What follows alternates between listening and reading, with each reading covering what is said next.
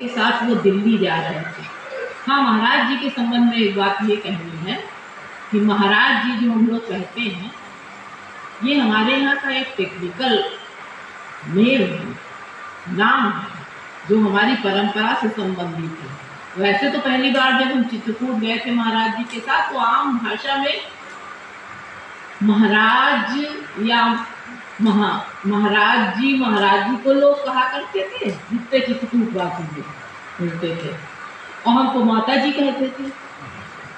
अरे उस समय हम कितने छोटे थे, लेकिन अब माता जी के कपड़े लाल हो गए तो माता जी पूरे ब्रह्मांड के माता जी हो गए भावना के हिसाब से। और दूसरी, जैसे गुरु के बारे में कहा जाता है, वैसे महाराज कहा जाता है भोजन बनाने वाले को भी। और यहाँ महाराज कहा जाता है, पटना बिहार में बाबा जी कहा जाता है, जो खाना बनाते हैं।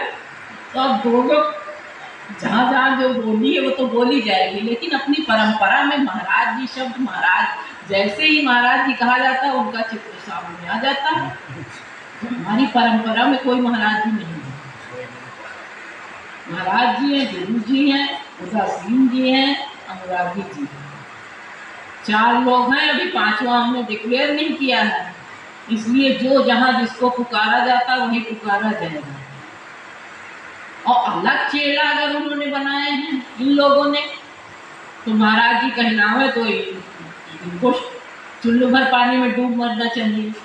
इनको हमसे पूछना चाहिए कि हमको अब क्या कहें हमारे चेहरे। पहली बार तो अलग बनाया तो इस समय अलग चलाओगे अपना।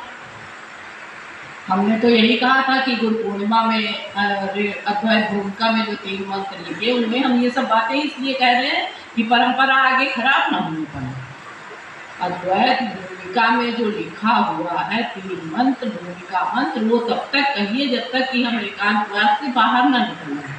फिर आएंगे तब जैसे जो परंपरा चल रही थी हम लोग तीनों लोग की, वैसे हम साथ में चलाते। लेकिन नहीं, भाग जाएंगे। भाग कहाँ जाएंगे? भाग जाएंगे तो भाग जाने देते। अरे अलग चलाने वाले बहुत जने भाग गए। कितने साथी मिले छूट गए, कुछ अब छूट जाने वाले हैं। हमारे बाबा गुरु मिलता है, मिले और छूट गए। और छूटने के बाद दोष किसको दिया? गुरु।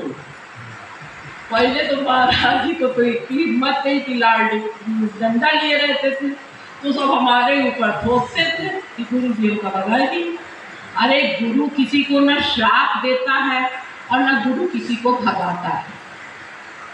कभी भी गुरु के मन में ये नहीं आता कि हमारा चेला भाग जाए, या गुरु कभी ये नहीं चाहते कि इसको श्राप दे दे।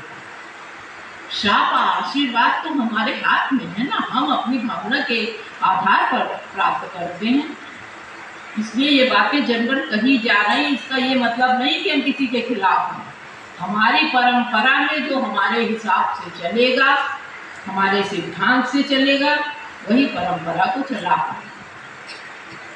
इस वजह से जो अनाप शनाप बातें हम भी बाहर 2-4 बार निकले तो सुनते हैं, तो उनको तो हम कुछ नहीं कहते, क्योंकि ये चेलोए जो हैं बहुत होशियार हैं। हमने जब इन लोग सबको स्वतंत्र किया था तभी बता दिया था, और तुमका जब तक भुइयां न चटाए देने दूर में तब तक ही मानेंगे नहीं। ये बहुत छोटे थे तो किसी ने हमको सुनाया था, एक लोमड़ी थी, बड़ी प्यासी हुई लोमड़ी, तो जानते ही कितना चालाक होती है। उसके लिए कनिंग शब्द आया है, इंग्लिश पढ़ने वाले सब जानते हुए कनिंग का मतलब क्या होता है, कितनी चालाक होती है। उसकी अगर व्याख्या करने लगे तो बेकार। जा रही थी, प्यासी थी, तब तक उसे एक पोखरा दिखाई दिया। यहाँ बहुत सारे पोखरे हैं। तालाब देख के उससे सोचा लो पानी पी ली। जब पानी पीने के लिए चली तो रास्ते में सियार मिला, और वो ऐसे बैठा था, मूछ पे ताव दिए। मूछ वाला याद आया तो महाराज जी की बात याद आ गई। एक दिन प्रोग्राम हो रहा था, महाराज जी पहले खेत में लेटिन जाया जाता था, महाराज जी गए थे, आके सबको सुना रहे थे कि आज सियार मिला रहे, आज सियार मिला रहे। तब हम भी अब थोड़ी देर बैठ गए। हमने कहा कहाँ? सब कहा गुरु जी आज महाराज जी को सियार मिला था। हमने कहा अच्छा। तो हमने पूछा सच्ची में आपको सियार मिला था? तो बोले हाँ, सियार सियार नहीं हमको अच्छा लगता, सियार शुरू से कहें तो सियार है, सियार लगता है असली सियार है, सियार लगता है तो पता नहीं कौन अंग्रेजी है।